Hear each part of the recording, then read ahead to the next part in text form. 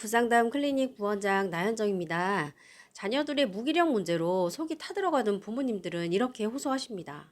아이가 시간이 멈춘 것처럼 살고 있고 의욕도 없고 하고 싶은 것도 없대요. 그래서 가족 상담으로 자녀들을 상담해보면 겉으로는 아무 감정도 없이 이렇게 무심한 표정으로 상담을 하지만 면담을 하다 보면 그 아이들의 마음속에 뭐 두려움이나 좌절, 실패감 이런 것들로 무기력이 가득하다는 것을 느낍니다.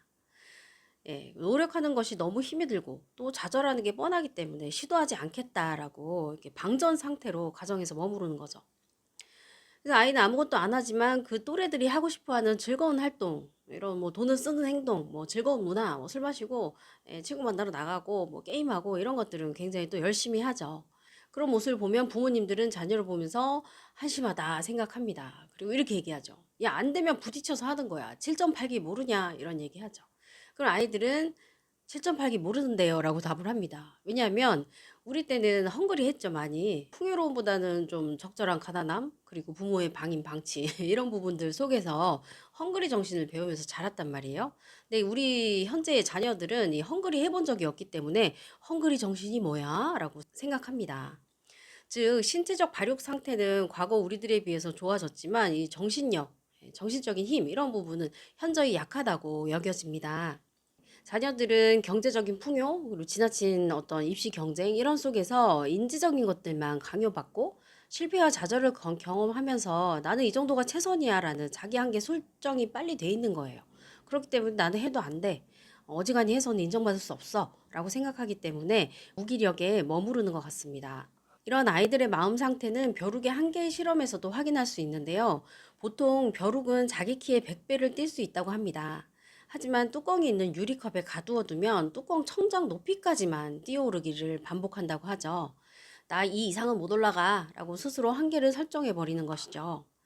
나중엔 실험자가 비커의 뚜껑을 열어줘도 벼룩은 그 이상을 튀어오르지 못했습니다. 우리 아이들도 마찬가지인데요. 반복된 좌절과 실패를 경험하면서 나는 안 되는 아이야 라는 확신을 일찍이 갖게 된 거죠. 그런데 이 자기 한계 설정이 얼마나 덧없는 기준인지는 두 번째 벼룩 실험에서 밝혀집니다. 실험자가 이 벼룩이 들어있는 비커의 바닥에 뜨거운 불을 가하기 시작했어요. 바닥이 뜨거워지죠. 그럼 벼룩들이 너도 나도 살기 위해서 수십 배는 높이 뛰어오르기 시작했습니다. 즉, 환경과 조건이 바뀌면 무기력해서 벗어날 수 있다는 것이죠.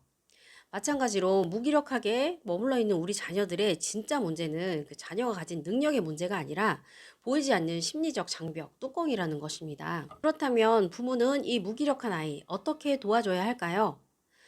벼룩 실험을 듣고 나니 더 강하게 키워야겠어. 자녀를 채찍질하고 채근하고 내쫓아서 알아서 먹고 살아라! 라고 해야겠다고 오해하실 수 있습니다. 하지만 우리는 곤충이 아니고 동물이 아니죠. 인간이기 때문에 이제 다 커버린 아이들에게 우리가 물리력을 가할 수는 없는 것 같아요. 다만 자녀의 마음을 알아주고 이 조건을 이해하게 도와주는 일은 할 수 있습니다. 부모로서 무기력한 자녀를 도와주는 팁 5가지를 알려드리면요. 첫 번째는 아이에게 왜 안 하니? 라고 말하기보다는 과거의 실패를 경험으로 받아들이도록 조언해야 됩니다. 엄마가 어렸을 땐 말이야, 아빠가 어렸을 땐 말이야, 이런 어려움이 있었는데 나 그때 이걸로 극복했다? 예. 혹은 누군가의 삶을, 이야기를 들려줄 수도 있고. 네. 또 두 번째는 타인과 비교하기보다는 자녀를 공감하는 태도로 좀 다가가야 합니다.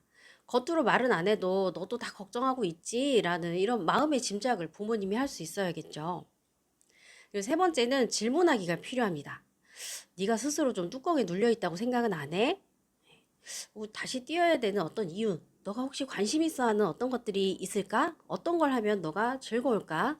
이때 유의할 점은 과거처럼 부모가 앞서 걸어와서 따라와 라고 절대 하지 않아야 합니다. 예.